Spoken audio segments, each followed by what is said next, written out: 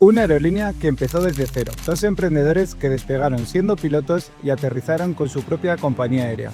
Manuel y yo cerramos dos compañías sucesivamente juntos. Hoy llevan a equipos de la Premier League o figuras importantes. La verdad es que nos quedamos tirados una semana en Dakar. Hablamos con Juan Luis Díez, cofundador junto con Manuel Sali de Air Horizon. Y en el Europa es que somos especialistas en producir legislación. Una aerolínea 100% aragonesa. ¿Quién es Juan Luis? Juan Luis es un soñador, diría yo, para empezar, ¿no? Profesionalmente piloto y director de Air Horizon. ¿Cómo empezó todo?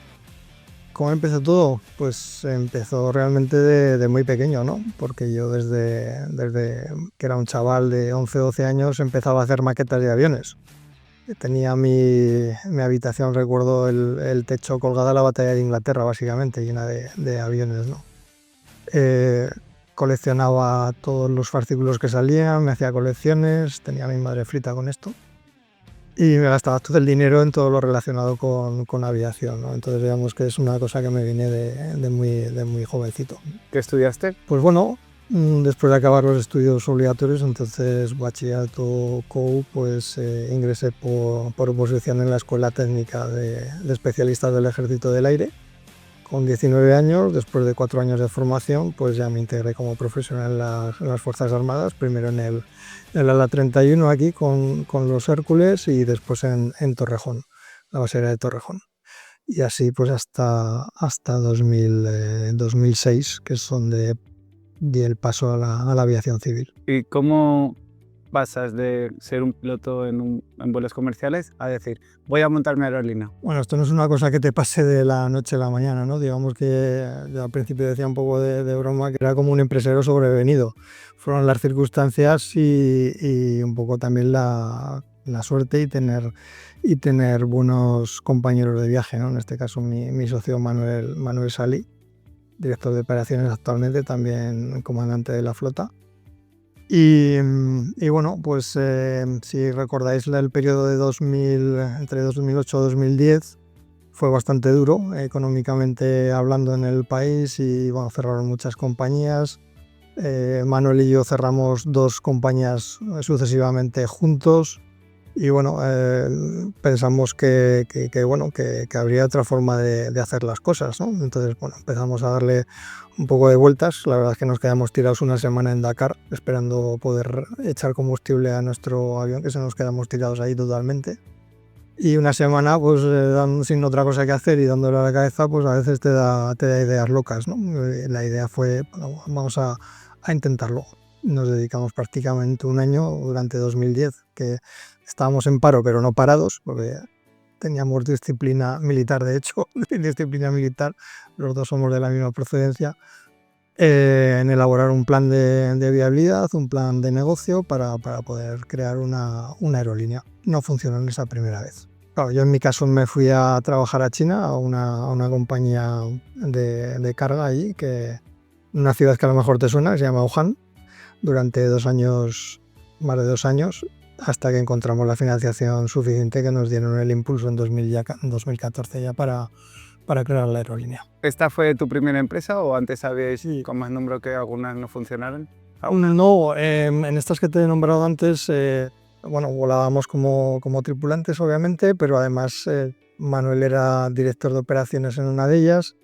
Yo también tenía un cargo de dirección media, digamos, como jefe de la oficina técnica de operaciones, entonces conocíamos un poco los entresijos de cómo funciona una compañía aérea, ¿no? Esto nos dio una cierta experiencia y un bagaje y conocimiento de cómo era por dentro, no solo desde el punto de vista de operación, que ya lo teníamos, sino además como un poco de cómo funcionaba la gestión, ¿no?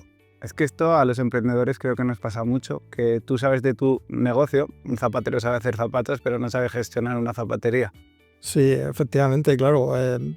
Por eso te decía que somos sobrevenidos en el sentido de que íbamos acumulando una cierta experiencia, pero eso no significa que tengas que tener la chispa para decir, bueno, me lanzo a la aventura, ¿no? Aquí hay muchas barreras de entrada muy importantes. Una de ellas es la económica, obviamente. Durante 2010 fue imposible, absolutamente, por muchas puertas que llamamos, conseguir un euro de financiación de ningún sitio. 2014 con otra perspectiva, pues a ciertos inversores que sí que habíamos contactado previamente, pues dijeron, bueno, estamos ya en 2014, las cosas parece que van cambiando y bueno, pues se alinearon los astros en ese momento. Nosotros, nos dijeron básicamente, podéis actualizar el plan de negocio, volvemos a verlo. Y bueno, pues durante esas navidades 2013-2014 que se produjo todo esto, yo estaba aquí de vacaciones de Navidad, viniendo de China. Y pues eso, en cuestión de 15 días hicimos una actualización a toda prisa y bueno, pues en febrero ya no estaba trabajando en China. Nos lanzamos a la aventura de poder llevar a cabo esto. Bueno, empezáis con vuestra empresa, el primer vuelo, ¿cómo es? Caótico. El primer vuelo fue caótico porque conseguimos los permisos de operación el día 1 de junio de 2015 y el día 3, que fue nuestro primer vuelo, llevamos a aficionados del Barcelona a ver la final en Berlín. Entonces hubo tal caos a la vuelta que bueno, los primeros 168 pasajeros que nos metieron no sabemos ni quién eran. O sea, fue tremendo. Salió bien, pero bueno, fue el primer vuelo para ser el de estreno, fue la verdad bastante desafiante, ¿no? en ese aspecto. ¿Te pones muy nervioso cuando vas o cuando empezaste, tú recuerdas los nervios que tenías? Lo recuerdo como pasarlo mal, muchas noches sin dormir, porque claro, no solo es que te empeñes tú, estás empeñando a mucha gente que confía en ti, que pone su dinero, obviamente, que es una responsabilidad grande, ¿no? Porque, como te decía, la barrera de entrada económica es muy, muy importante. Entonces, bueno, los recursos económicos además se gastan muy, muy rápido, ¿no? Pero bueno, hasta llegar al punto de empezar a disfrutar de lo que has creado, pasaron años, realmente. Sobre todo los veranos, cuando empezamos las operaciones de verano, que bueno, al principio, claro, todos hacíamos de todo. Estabas H24, día y noche, respondiendo llamadas, respondiendo correos. Bueno, es duro, entiendo que como cualquier empresa de un tamaño similar. ¿Por qué elegisteis Zaragoza como base? Bueno, a ver, somos de aquí, ¿vale? Entonces esa sería la respuesta corta. Pero bueno, en España tradicionalmente todas las compañías aéreas se han creado en Madrid, Barcelona, Palma o Canarias, Mallorca o Canarias por motivos de insularidad obvios. Pero en Zaragoza nunca ha habido ninguna tradición de Zaragoza ni Aragón. No había habido tradición de sector aeronáutico y mucho menos de compañías aéreas. Todos los proyectos que se habían acercado a la aviación habían sido rotundos fracasos, con lo cual lo teníamos mal ya de partida. Luego el problema que teníamos añadido era que la mano de obra especializada que se requiere para la aviación, pues aquí no está disponible.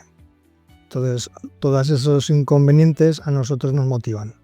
O sea, basta con que nos digan no se puede hacer para que busquemos Manuel y yo la forma de hacerlo, ¿no?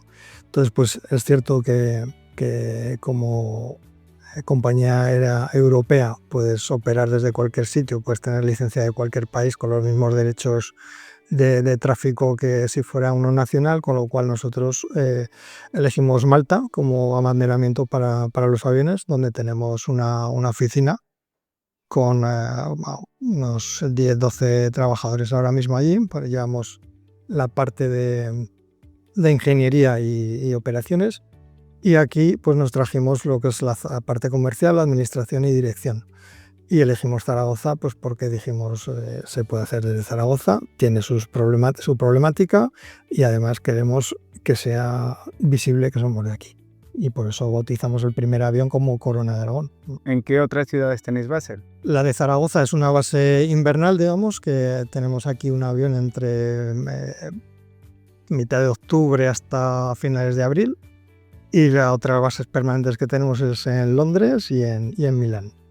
Y bases de verano, de operación de verano, tenemos Bratislava y Oporto. Antes comentabas que teníais trabajadores en otras sedes, pero en general en la compañía, ¿cuántos estáis? Pues estamos entre 150 y 160, te digo entre porque cada día varía un poco, uno, dos, prácticamente cada semana tenemos alguna alta o baja, ¿no? Es es normal en el mundo de la aviación, pero vamos, alrededor de, sí, vamos a poner 155. ¿Número de aviones que tenéis? Tenemos 6 en la flota, 4 con configuración estándar, que nosotros llamamos confort, de 168 plazas, y 2 en configuración élite, le llamamos, que son de 72 asientos en configuración business. Como cualquier otro negocio, empezasteis con una idea y esa ha sufrido cambios a lo largo de los años. Bueno, el primer cambio importante que sufrió es que tuvimos realmente que ir al plan B. No puedes empezar un negocio de este tipo si no tienes un plan B, ¿no? Un plan alternativo. Nosotros queríamos empezar como una línea regular desde Zaragoza y queríamos recuperar unas rutas que ya se habían volado en el pasado, pero que debido a la crisis que hubo entre 2008 y 2010, pues se perdieron, ¿no? Teníamos los datos de ocupación, teníamos toda la información necesaria para pensar que podía ser viable. Contábamos con cierto apoyo del gobierno de Aragón, pero tuvimos la mala suerte de que, como he dicho, habíamos solicitado los permisos en Malta y la autoridad civil maltesa se trasladó de sede justamente el mes de abril de 2015. Nos llamaron y nos dijeron: tenemos un mes de retraso. Queríamos haber empezado a operar a primeros de mayo, que era nuestro plan. De hecho, empezamos la venta de billetes para empezar a operar en la primera semana de mayo. Tuvimos que comunicar que se retrasaba, pero al ser incierto cuando podíamos tener el permiso, que al final la verdad es que la autoridad maltesa se portó y justamente fue un mes, pero para nosotros ya era tarde. Tuvimos que activar el plan B, porque además el gobierno de Aragón, debido a las experiencias negativas que habían tenido, pues no sé, recuerdo el Plaza Servicios Aéreos o una fábrica de avionetas que querían hacer en Villanueva de Gallo o así, pues yo entiendo que ya empezaron a tener sus dudas y nos cortaron la ayuda a la mitad. La ayuda que no es que fuera a fondo perdido, sino que eran unos préstamos que tendríamos que devolver. Al quedarnos sin esa ayuda, lo que significaba que solo teníamos depósito de garantía para un avión, no para dos. Con un avión no podíamos salir a hacer rutas regulares, con lo cual tuvimos que salir a las rutas charter, al negocio charter. Mucha gente en Zaragoza decimos: ¿por qué no tenemos más vuelos a más ciudades? ¿Por qué es eso? Bueno, yo tengo mi opinión particular. Con esto siempre tengo una amistad, una amigable discusión con el director del aeropuerto, porque él piensa de una manera y yo pienso de otra, pero bueno, yo te digo mi versión. Y es que las buenas comunicaciones que tenemos en Zaragoza y el hecho de estar en un punto central entre Valencia, Bilbao, Madrid, Barcelona, pues eso es un inconveniente para el aeropuerto de por sí. Entonces, si te puedes presentar en el aeropuerto de Barajas, yo la semana que viene cojo el coche, 2 horas y media estoy en el aeropuerto y 1 hora después estoy montado en un avión a donde haga falta. Pues eso es un inconveniente para el aeropuerto de Zaragoza, porque es imposible que tú atraigas un número relevante de rutas que además siempre van a ser más caras que lo que tú puedas pagar desde Madrid o Barcelona, y la prueba está. Hace una comparación con los vuelos que salen a Canarias desde aquí o desde Madrid.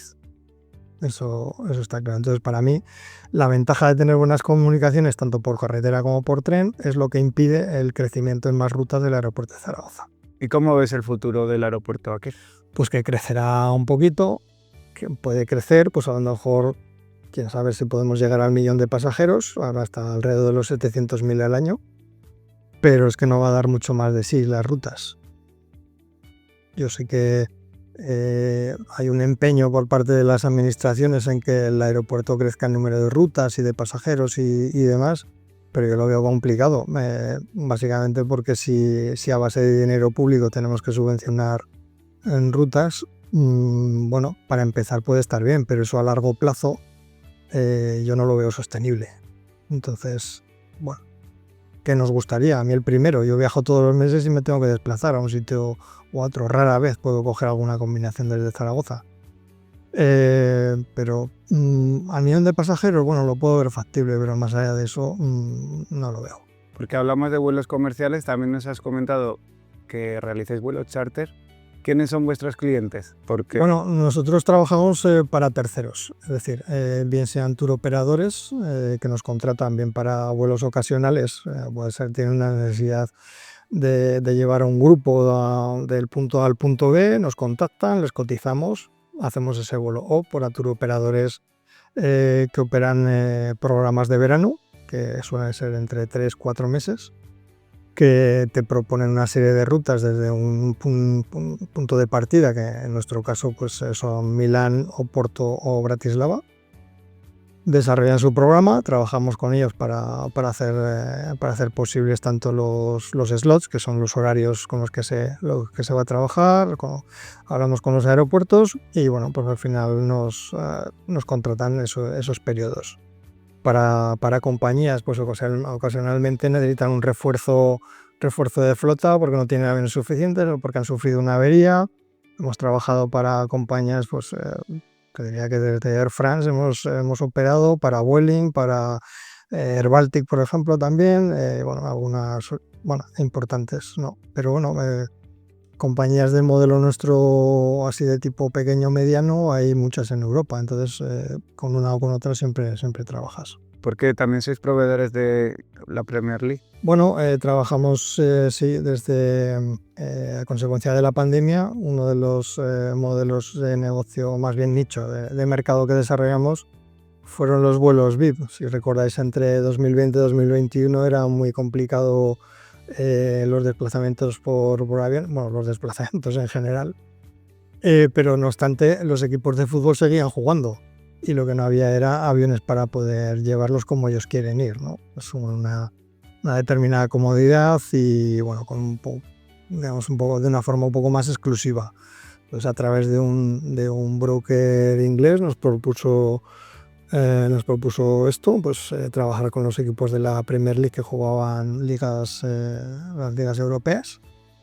Y bueno, no solo no estábamos ingresando dinero, sino que además tuvimos que reinvertir dinero para hacer este cambio primero en uno de los aviones y luego a los meses en un segundo, porque realmente sí que funcionaba.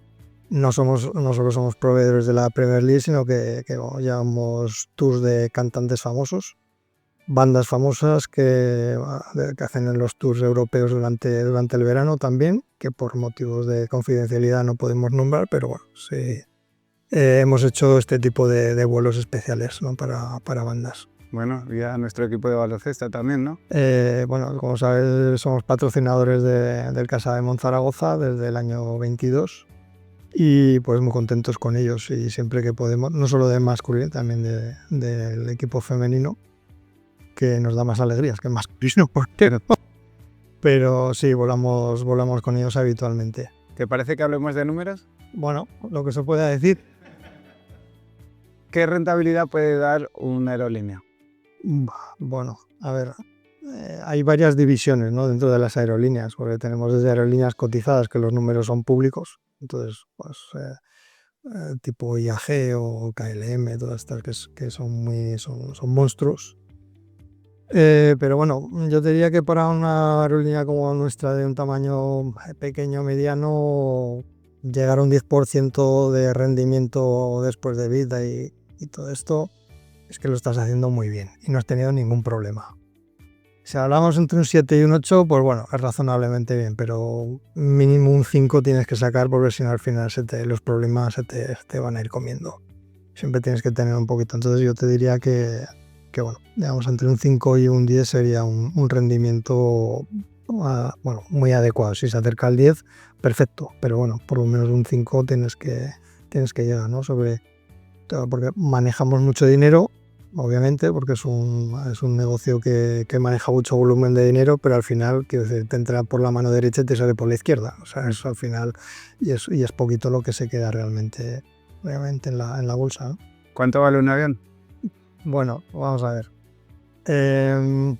Centrándonos en el avión que volamos nosotros, un 737, pues salido de fábrica, y depende cómo lo tunees, porque claro, esto también va en cómo, si quieres aire acondicionado o quieres todas estas cosas, ¿no? Pues puede estar entre 80 y 100 millones de dólares, ¿no? Claro, conforme van pasando los años, en qué entorno ha estado volando, entorno me refiero, que no es lo mismo que haya estado volando en África que haya estado volando en Europa, el tipo de mantenimiento que ha tenido, en fin, hay una serie de variables, pues bueno, puedes llegar después de 15 años, te va a decir pues que el avión valga 20 millones.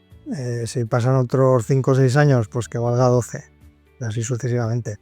Y un avión puede estar volando muchos años, quiero decir, depende de la vida que haya tenido y depende sobre todo del mantenimiento que tenga. Claro, ¿qué pasa? Que al final la curva de mantenimiento va aumentando año a año y la curva del precio va disminuyendo. Entonces al final, pues claro, dices, llega un momento que te compensa más comprar o alquilar un nuevo avión que seguir manteniendo el que tienes. El problema que hay ahora es que hay muy baja disponibilidad de aviones y el problema para nosotros es que los precios llevan varios años desde la pandemia que no bajan, se mantienen. Entonces eso complica las cosas. Pero bueno, si hablamos de compra pura y dura, pues bueno, lo que te he dicho, entre 80 y 100 millones y 15 años después, 20 millones. ¿Qué gastos tiene una aerolínea personal? Todos los del mundo. Pero como te comentaba hace un momento, la partida de mantenimiento es muy importante, que puede representar en torno al 30%, 30-35%. El combustible es una variable también muy relevante, ¿no? Porque dependiendo de cómo esté el precio del combustible, pues se te lleva otro 30%. Y más ahora que nos obligan a comprar o a cargar ecofuel, ¿no? Desde este año tenemos la obligación de cargar al menos un 2% de fuel ecológico, ¿no? Ecofuel, que no está disponible en todos los aeropuertos. Entonces esto nos daba para otra entrevista porque el rollo ecológico de la marinera. Pero bueno, esto pues te puede suponer otro 30%, luego tienes la partida de personal, que obviamente pues tienes mucho personal especializado que no es barato. Esto es así. Además, la mano de obra altamente especializada que nosotros tenemos, desde técnicos de mantenimiento, ingenieros aeronáuticos, ingenieros de operaciones, pilotos, por supuesto, personal de cabina, pues bueno, requiere una formación continua y todo esto hay que mantenerlo, pues es otra partida bastante relevante. Claro, pues si es un otro 15%, pues estamos hablando de un 85% y el resto, pues bueno, yo qué sé, ordenadores, lo típico de cualquier empresa, ¿no? Pero bueno, los gastos de operación, tanto de aeropuertos, tasas de aeropuertos, lo que no ve el pasajero, que tenemos que cobrarle todos esos costes de todos los aeropuertos, pues van lógicamente pasados al precio del billete, ¿no? Pero son gastos, pues yo te decía que los cogemos, somos recaudadores muchas veces, ¿no? Que cogemos el dinero del pasajero para pagárselo al aeropuerto y a los proveedores de operaciones, ¿no? Oye, igual digo una tontada, pero ¿aviones eléctricos existen? Sí, experimentales. Son aviones... creo que había una compañía israelí que estaba empezando a comercializar aviones eléctricos, pero estamos hablando de aviones muy pequeñitos. No sé si recuerdo de 6 plazas máximo o algo así. Vamos, ni tú ni yo veremos, si la pregunta va por ahí, ni tú y yo veremos aviones eléctricos de 150 pasajeros volar. Seguro con las baterías que tendría que tener ya no vuela, ¿no? Bueno, con la tecnología actual a día de hoy es inviable, es imposible. Si pudieras hablar con el Juan Luis que empezó todo esto, ¿qué le dirías? Dedícate a otra cosa. Bueno, si te refieres al principio de todo, a la aviación y al querer volar, querer ser piloto, querer ver mundo y ver el mundo desde 10 kilómetros de altura, yo te diría que sin duda volver a intentarlo, volver a hacerlo y para adelante. El tema empresarial, bueno, yo llevo 10 años sin vacaciones, literalmente. Te tiene que compensar, te tiene que gustar mucho. Yo le diría, al menos piénsalo 2 veces, porque yo en China vivía muy bien, claro, estaba en China, pero mis preocupaciones eran, este viernes, ¿dónde vamos a cenar? Y ahí se acaban mis preocupaciones. Pero aquí pues está siempre en guardia. Y eso que ciertamente, como te comentaba, pues después de pasar la pandemia y todas las circunstancias adversas que hemos tenido que pasar, pues los últimos, digamos, 3 años estoy un poco más relajado en el sentido de que bueno, nos hemos podido dedicar a hacer pues cosas que nos gustaban, como el programa de escapadas desde Zaragoza, que es algo que nos motiva porque lo queremos hacer. Lo queremos hacer aquí. Pero el tema empresarial es que es muy, muy complicado porque, bueno, estás solo al final de la película. Todos son pegas, lo sabes tú perfectamente. Tanto las administraciones, no hablemos ya de temas impositivos, temas de trabajadores. El problema recurrente que tenemos todos con las bajas de largo recorrido, esa parte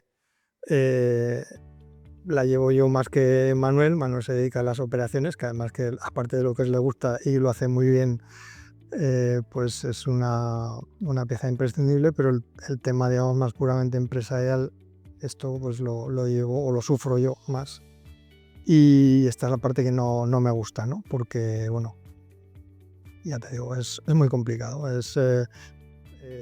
No tienes ayudas para nada. Las barreras de entrada que comentábamos antes son infinitas, porque yo creo que este sector, si quitamos a lo mejor obviamente la energía atómica y la farmacéutica, yo creo que este es el más regulado del mundo, porque tienes regulaciones mundiales, regionales europeas, luego tienes las nacionales, y ya a nivel empresa pues las locales también, ¿no? Entonces es un mare magnum de normativas y de normas que tienes que cumplir sí o sí, no tienes otra opción.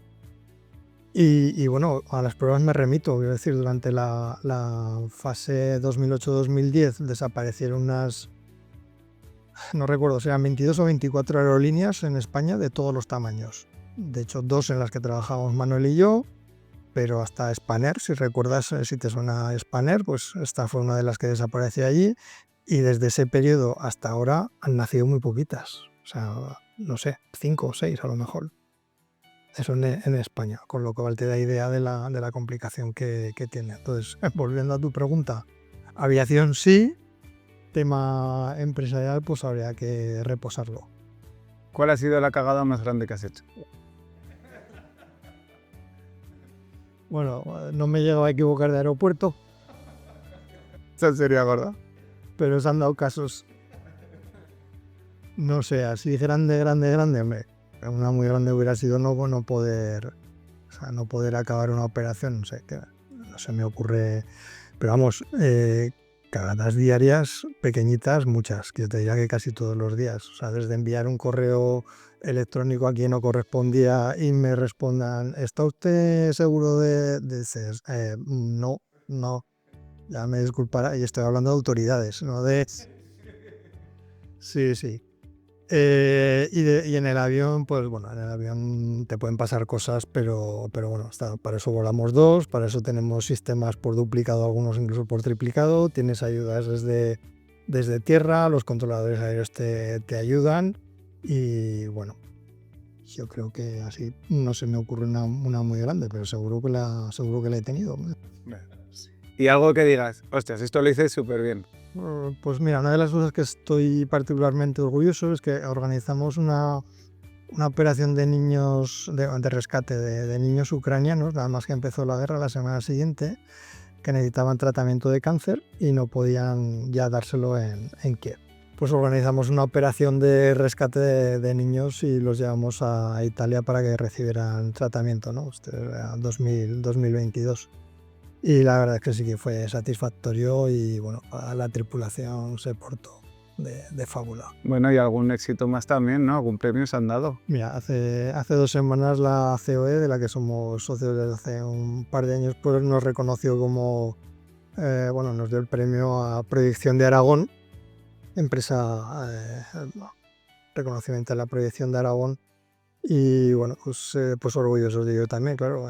Como te comentaba, pues el primer avión que tuvimos es el Corona de Aragón, el segundo Ciudad de Zaragoza, el tercero Ciudad de Huesca, pero este lo tuvimos que dar de baja. No tenemos nada en contra de los ascensos, por favor.